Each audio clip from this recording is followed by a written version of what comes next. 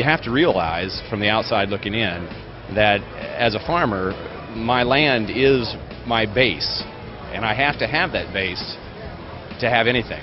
So I have to take care of that, just as I feel generations before me had done. So it's only to my benefit and future generations' benefit for me to take care of that land through conservation practices, or even the reduction in herbicide use, anything to help make that land produce more for future generations, and in process, feeding the world.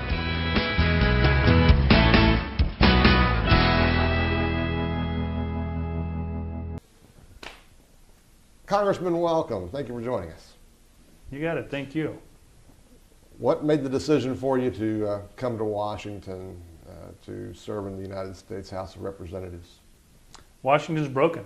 I mean, everything from ag policy, our #1 industry in California, to our huge national debt that leaves the future of our country in question. What about agriculture policy in particular do you feel is broken?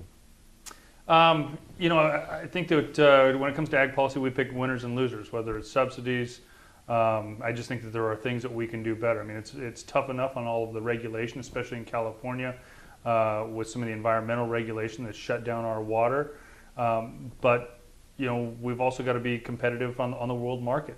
We've got to have greater exports. I was glad to see that we passed the recent trade agreements out, but we've got to do much, much more of that. You came to town to change the way Washington spends and spends and spends. I would think you probably got a pretty good training for that, having served in the California legislature for the last decade, right?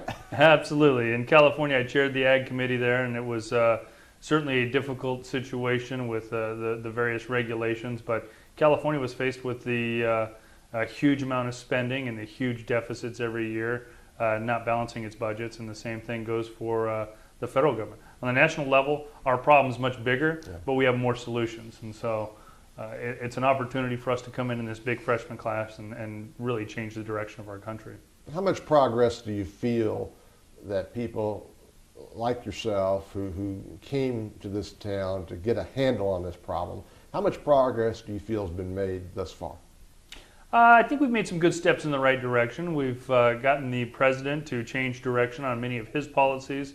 We've had some issues that we've been able to come together on. I mean, the trade agreements is one example of something that's sat out there for several years, and now we've been able to move that through. So we are moving some issues through, but there's still quite a bit of gridlock as well. And ultimately, if we're going to solve this deficit, we've got to work together. Tell me about your background, sir. I'm an almond farmer in the Central Valley.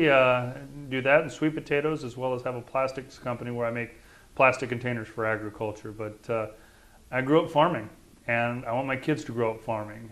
They should be able to choose whether this is an industry that they want to be in, not be worried about being able to stay in business as a farm.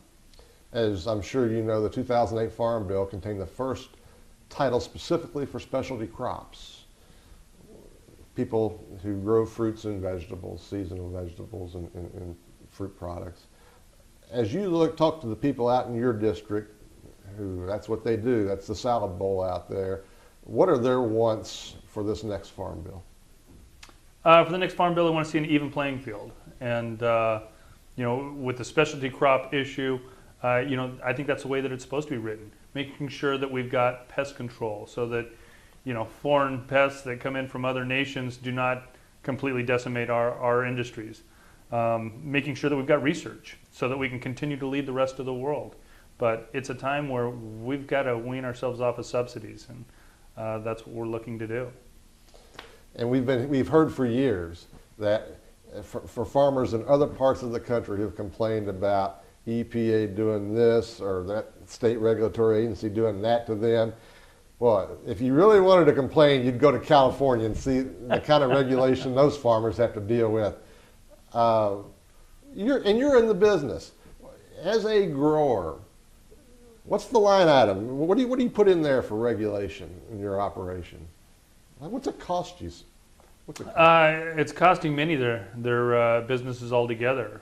I mean, it's the regulations I think are undefinable when some areas of agriculture we've seen thousands and thousands of acres go fallow. We've got some areas in the Central Valley that's 20 to 40% unemployment. I mean, it's un-American to have environmental policy shut off jobs like that and devastate a community. Finally, tell us about your family.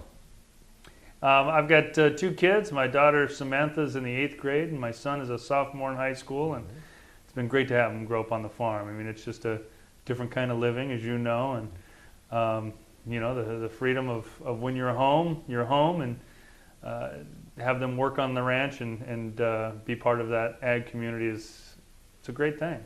It's something I grew up with, and certainly I want to pass that down to my kids as well. Nothing like growing something and seeing it flourish and actually having a crop come out of that.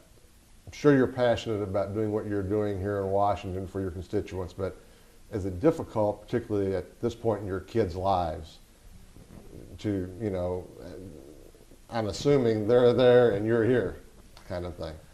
It's a huge sacrifice. I mean, I think that's the toughest part of this job. I travel back and forth to California. It's a long commute. When I leave on Monday morning, I leave at 4 a.m. and I get here pretty much right before votes. And so the travel is certainly a challenge. I think the service that I'm providing to my country is very rewarding, and it's a huge honor to serve, but it certainly takes a toll on your family and on your business. California's 19th District Congressman Jeff Denham. Congressman, again, thank you much for the time. It's been my pleasure. Thank you.